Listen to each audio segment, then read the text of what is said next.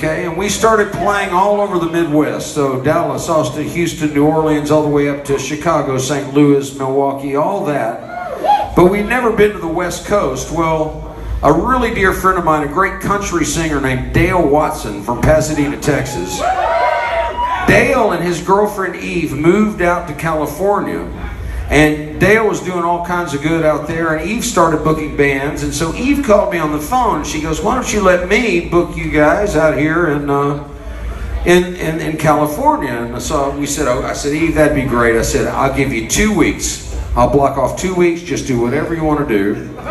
And that's a whole other good story. What happened on that time, but there was a guy from Dallas that he had moved to Seattle.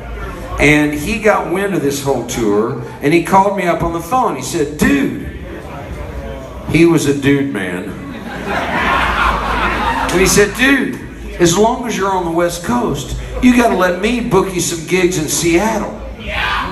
So we said, "Sweet." No, we didn't say sweet. We weren't sweet guys. But I said, "Okay." I'll block you off a week. And so anyway, the tour started going along, and we kind of were connecting the dots, and I called him on the phone, and he said, "Oh yeah, dude, you probably do have some gigs in Seattle." I was like going, "Whoa, man, the tour's already started. What happened, you know?"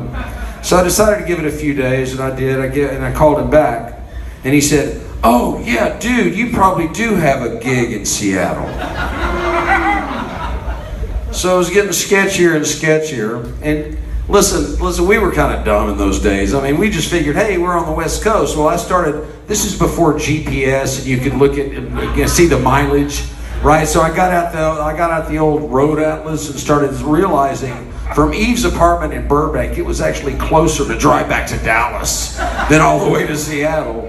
And so I realized at that point that if we went to Seattle without a paying gig, we were going to lose money on the whole tour. So at that point I had to ask Jimbo, my wonderful bass player, Jimbo Wallace, and I said, "Jimbo, what do we do?" And he said, "Let's go to Seattle."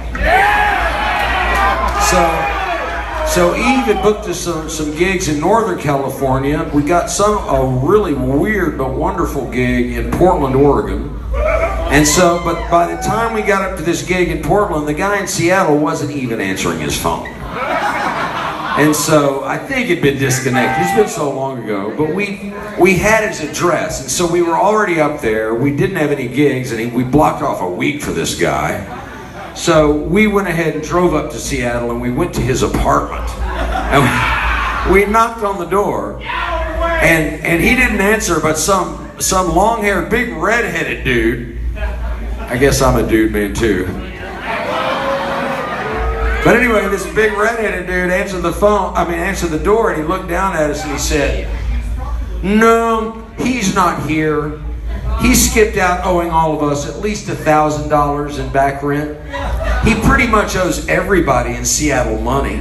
If you know where he is, we'd like to know too." And we said, "Can we stay here?" And they did. They let us stay on their living room floor for 3 days. Now this was the early days of the grunge rock movement out of Seattle. This is when we were on this particular tour. We were playing bigger clubs than Nirvana and Soundgarden. So at this point, of course, we'll see how that worked out for us. But anyway, about the 3rd day there, Dean came in and he said, "Okay, here's the deal." He said, "Saturday night, the Vogue Theater, downtown Seattle, they're going to have a showcase with a lot of bands. They think it's going to end early, and they think that there's going to be a great crowd there, but they don't know if it's going to end early or the crowd, what have you, but they're going to throw you guys up if it ends early and let you play, but they can't pay you any money." Well, we had to take what we could get at this point, right? Yeah. So we said, okay. We said, yeah, let's do it. And sure enough, that's what happened. Show ended earlier than they thought even. Just a packed house of sweaty grunge rock. Like, wow, these guys with the haircuts are cool, you know, whatever. And So we were winning them over. We were playing the song Psychobilly Freakout. And we're rocking along, and everybody's smiling, and I'm smiling and everything, and I'm playing along. And then I looked up, and all of a sudden, nobody was smiling. Everybody is looking over at Jimbo, and they all have this look on their face like,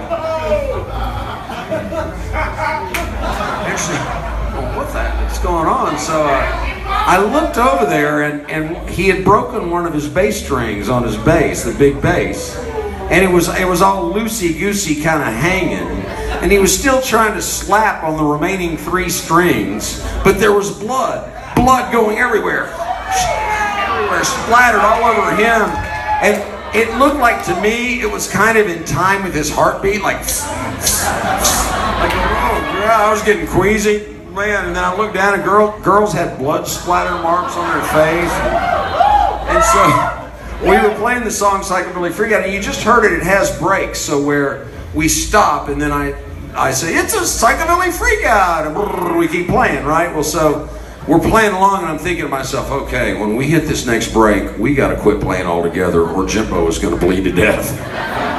And so we hit the break, and the whole room went silent. Everybody's looking at Jimbo like, and there's, have you ever seen the band War? That's fake blood. But anyway, so I kind of went over there. I was like going, hey, man, are you okay? What happened? And what had happened, he didn't tell me. I found out later that his bass string broke while he was playing, and to get it out of his way in the heat of battle, he just decided to rip it off with his bare hand, and it just gashed his finger down to the bone. I mean, it was really gross looking. So he's bleeding, and everything is crazy, and people are all going, oh, what's going on? And I asked him if he's okay, and he ignored me. And he brought his big bass right up to the center of the stage. Do you remember any of this? Oh, yeah. I'm not making it up. He brings his bass right up to the center of the stage, and he planted it like a flag on the North Pole. Then he held up his right hand that was covered in glistening red blood down to his elbow.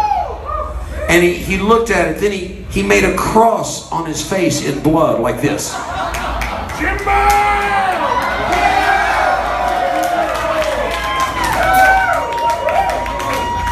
Then he just looked over at me and said, go.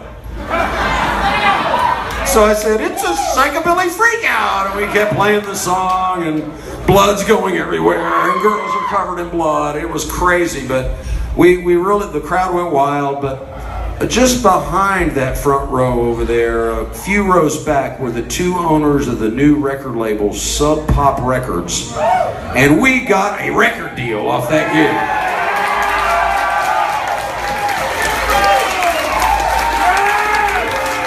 And Jimbo didn't bleed to death. Not much applause for that part.